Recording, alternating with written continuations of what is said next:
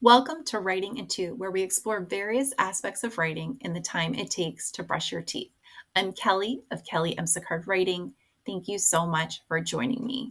So today I had the opportunity to attend a free live seminar with Narratively Academy.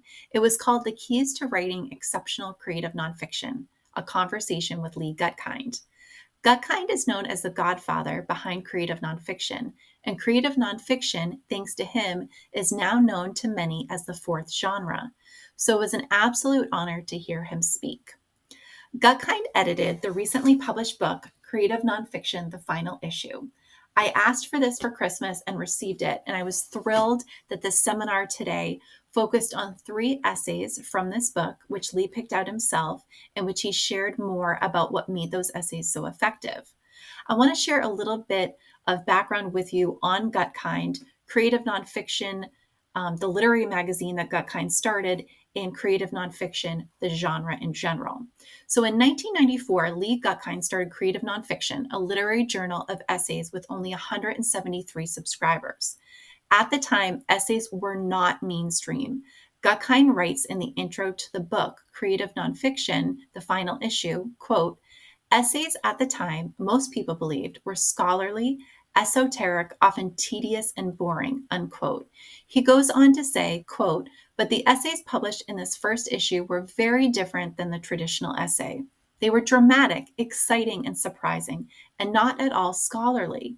Lots of scenes, dialogue, and characters confronting adversity and trauma and achieving clarity and resolve. They were journalistic in that they provided interesting and accurate information, but they read like short stories, almost narratives that were rarely permitted in newspapers, magazines, and literary journals at the time. Unquote.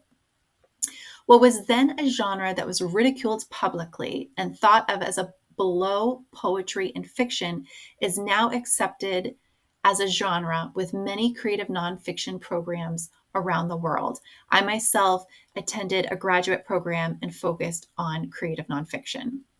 Creative Nonfiction, the magazine that Gutkind started, is now collaborating with narratively.com in a variety of ways.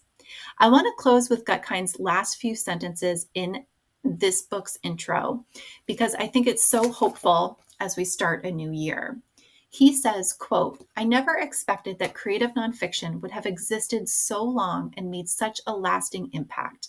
I move on with hopes that we will always write our true stories with passion and daring, never abandon our ideas and dreams, believe in ourselves despite criticism and resistance. Thanks for joining me today.